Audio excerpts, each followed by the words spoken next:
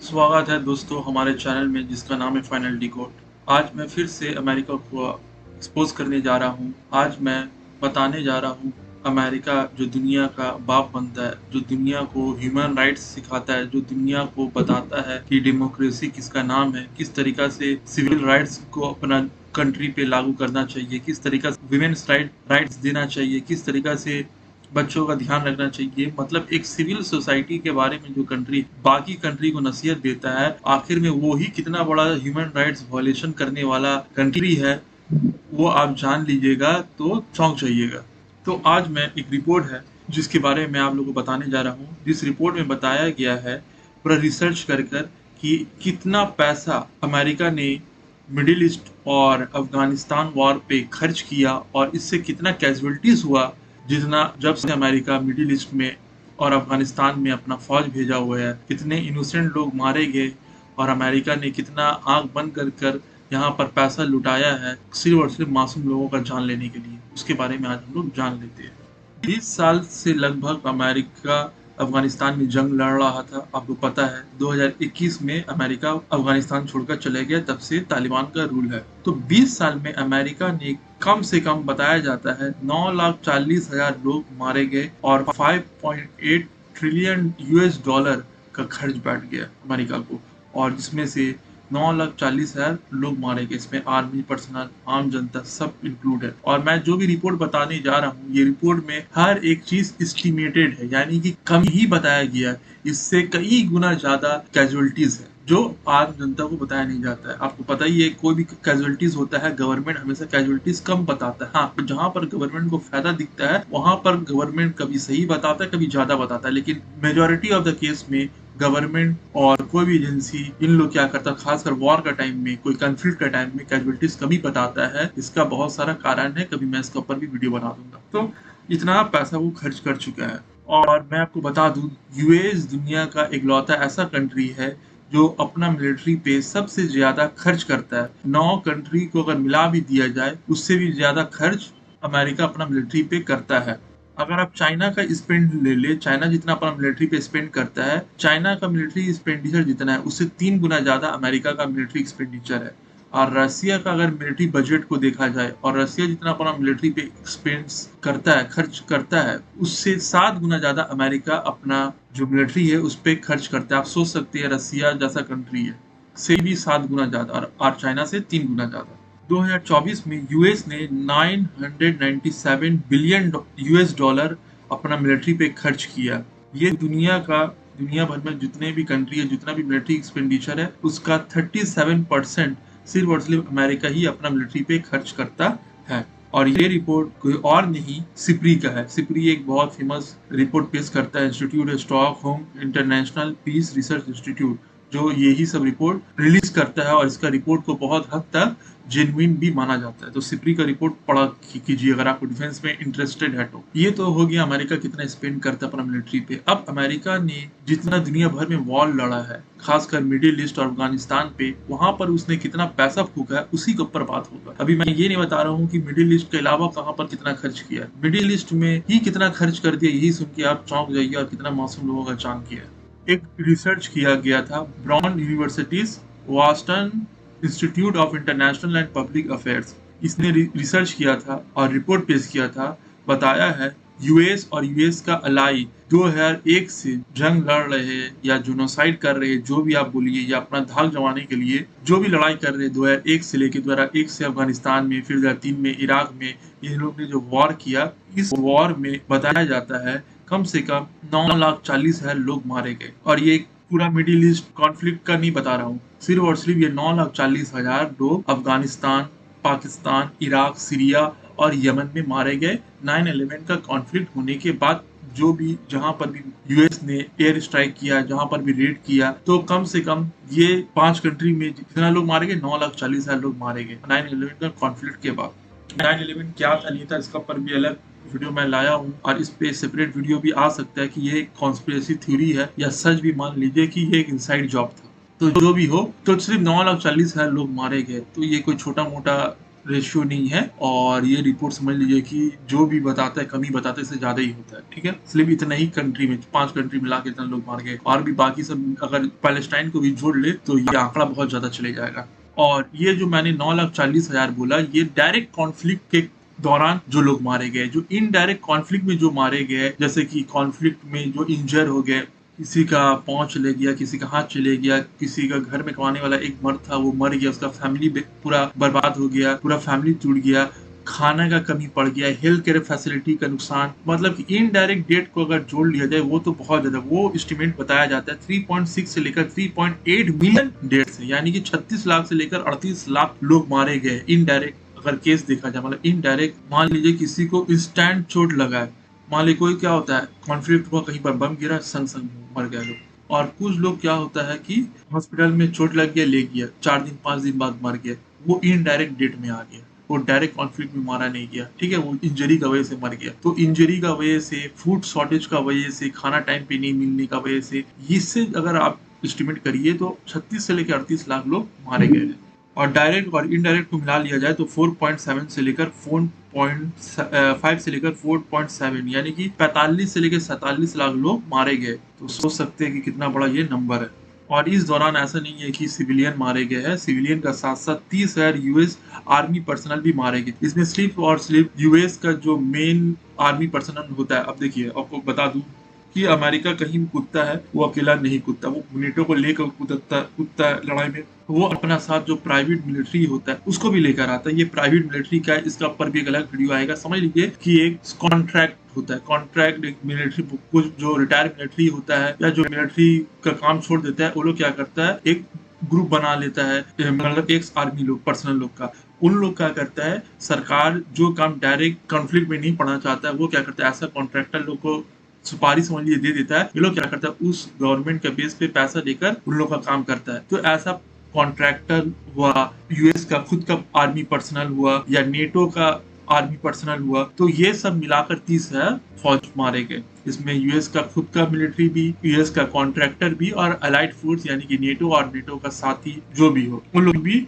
मारे गए। सिर्फ अमेरिका का अलाई नेटो नहीं है, नेटो के अलावा भी बहुत सारा मिडिल ईस्ट का कंट्री है जो अमेरिका का अलाई है। तो उन लोग का अगर फौज को जोड़ा जाए तो 30,000 फौज मारे गए। अभी 30,000 में बताया जाता है कि 7,052 स्लिप और स्लिप जो मेन सोल्जर थे, जो कंट्री का जो रिप्रेजेंट करते थे, वो सोल्जर्स थे। 8,189 ये कॉन्ट्रैक्टर्स मारे गए। 14,874 अलाइड ट्रूप्स मारे गए।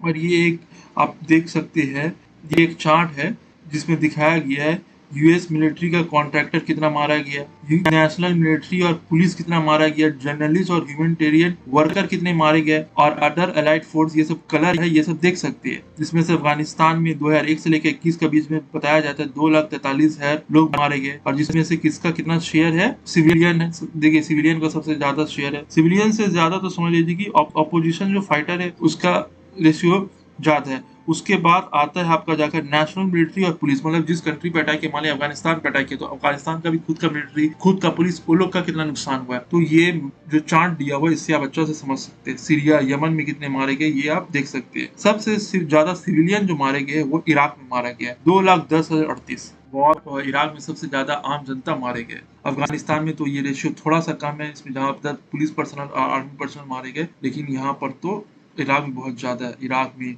सीरिया में।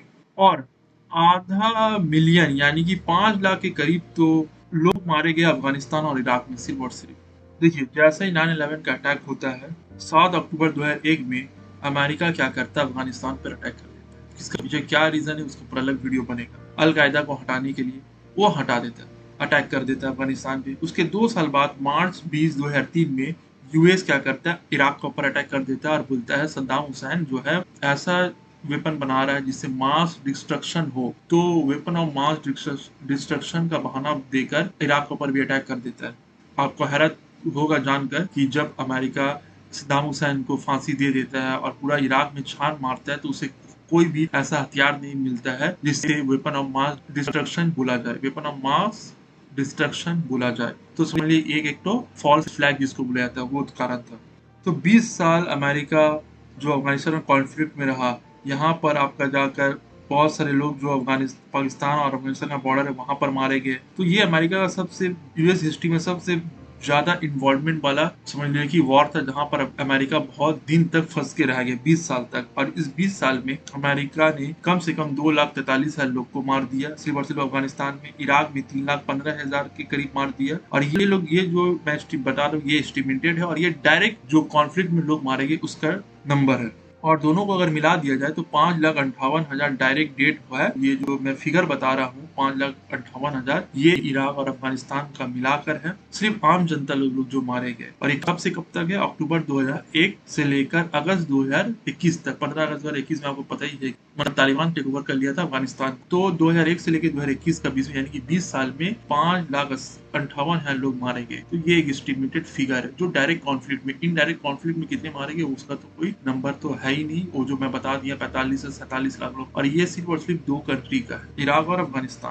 अब देखिए, जो बहाना बोला था कि इराक में अमन शांति आएगा, उसके ऊपर तो मैं अभी बात नहीं कर रहा हूँ क्या बोला था नहीं बोला था। सिर्फ ये देखिए 2003 से लेकर 2021 का बीच में कितना वायलेंस बढ़ गया। अगर आप 2003 से पहले देखिएगा कितना वायलेंस था, उसका तो बहुत कम रेशियो मिलेगा। लेकिन 2003 से लेकर 21 का बीच में कितना वायलेंस बढ़ गया, इस डेटा से आप समझ सकते हैं। कम से कम एटलीस्ट ये 2003 से लेकर 2021 का बीच में, जब अमेरिका इराक में इन्वॉल्व था, बताया जाता है कि 7,966 कॉन्फ्लिक्ट स्लिप दर्ज किया गया इराक में 2003 से लेकर 2021 तक।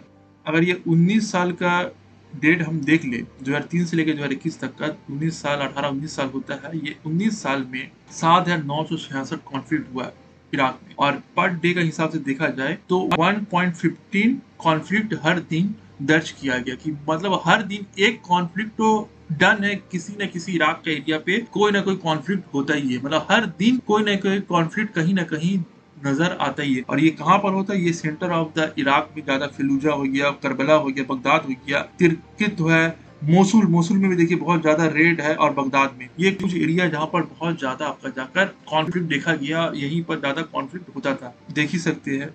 ये तो हो गया अफगानिस्तान और इराक। अब यूए जो फंडिंग कर रहा है इसराइल को, जो गाजा में जोनोसाइड हो रहा है, और ये जोनोसाइड अगर हम 1948 से देख ले तो उसका तो मतलब कि ह्यूमन हिस्ट्री में उसका ऊपर तो न जाने दर्जनों वीडियो बन जाएगा। लेकिन फिर भी जो बर्बरता इसराइल या चाइनीज स्टेट बोलिए, जो एक पैलेस्टीनियन लोगों पर कर रहा है, जो आज के दौर में हम लोग जब इंडियन हिस्ट्री पढ़ते हैं और जलियनवाला बाग मैसेकर पढ़ते हैं, किस तरीके से खून खौल जाता है।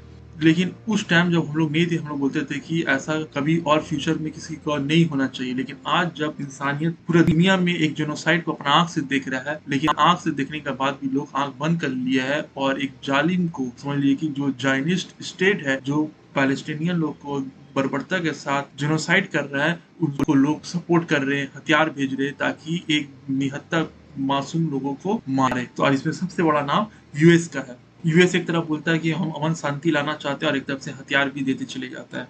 और यूएस से हमेशा इसराइल को एड मिलते रहता है।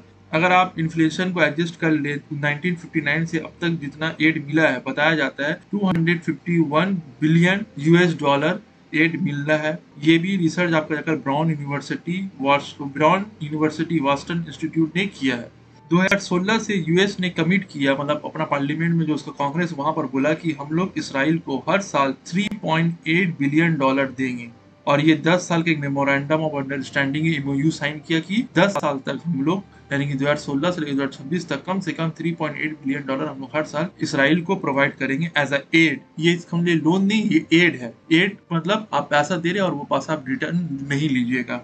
अब देख लेते हैं यूएस मिलिट्री एड जो इसराइल को दिया 1959 से लेकर 2024 तक, वो कितना है। मैंने बता दिया 251.2 बिलियन यूएस डॉलर। अगर इन्फ्लेशन को एडजस्ट कर ले, इतना अब तक उसको मिल चुका है। लेकिन जब से गाजा में जेनोसाइड शुरू हुआ है, तब से ये तो समझ लीजिए कि अब और बढ़ चुका है। जब लेबनान, और देखिए ये ग्राफ देखिए, जब जब वॉर हुआ है या कॉन्फ्लिक्ट शुरू हुआ है, तब देखिए हमेशा ग्राफ ऊपर गया है। 1967 में जून वॉर जो था, अक्टूबर में 1973 में लेबनान में जो वॉर हुआ था, अब जो गाजा में जो जेनोसाइड चल रहा है, इसमें तो समझ लीजिए 17.9 बिलियन डॉलर मिल गया है। मतलब कि अब तक का इसराइल को सबसे ज्यादा यूएस एड मिला है। एक साल में यूएस ने जो मिलिट्री एड इसराइल को दिया, अब तक सबसे ये ज्यादा है। और यूएस सबसे ज्यादा मिलिट्री एड इसराइल को देता है, उसके सिवा किसी को नहीं देता है। जिसमें से 17.9 में अगर देख लिया जाए तो 6.8 बिलियन डॉलर जो है वो मिलिट्री फाइनेंसिंग है, 4.5 मिसाइल डिफेंस सिस्टम है। मतलब मिसाइल डिफेंस सिस्टम के लिए भी जो पैसा लगता है, क्योंकि मिसाइल जो निकलता है तो उसका भी अपना कॉस्ट होता है, तो उसके मिसाइल डिफेंस सिस्टम के लिए $4.5 बिलियन है। और रिप्लेनिशिंग आर्म्स के लिए, मतलब जो आर्म्स खराब हो गया या डिस्ट्रॉय हो गया उसका बदले में कोई और लाने के लिए $4.4 बिलियन देता है इसराइल को। कौन देता है? यूएस देता है अपना जेब से, अपना देश का टैक्स पेयर लोग का पैसा एड के तौर पे देता है। और यही जब यूएस जब यूक्रेन को पैसा देता है तो बोलता है हम पैसा एड नहीं देंगे, लोन देंगे, और वो भी हमको सूद समेत वापस चाहिए। सोच लीजिए कितना दोहरा मापदंड है। इधर पर तो फ्री का एड दे रहा है, तो इसका पीछे बहुत थ्योरी है क्यों ऐसा इसराइल को करता है। अब देख लेते हैं कितना लोग मारे गए हैं। 24 जून 2025 तक अब तक कितने लोग मारे गए पैलेस्टीन में, और ये रिपोर्ट कौन दिया? Palestinian ministry of health in Gaza में जो है उन लोग ने ये फिगर दिया। और ये फिगर मैं फिर बता रहा हूँ कम है, इससे बहुत ज्यादा लोग मारे गए। अब तक कंफर्म किल बताया जा रहा है 56,077। ये कब का रिपोर्ट है? 24 जून 2025 का। अब तक तो और डेथ टोल बढ़ चुका होगा। इंजर 1,31,848।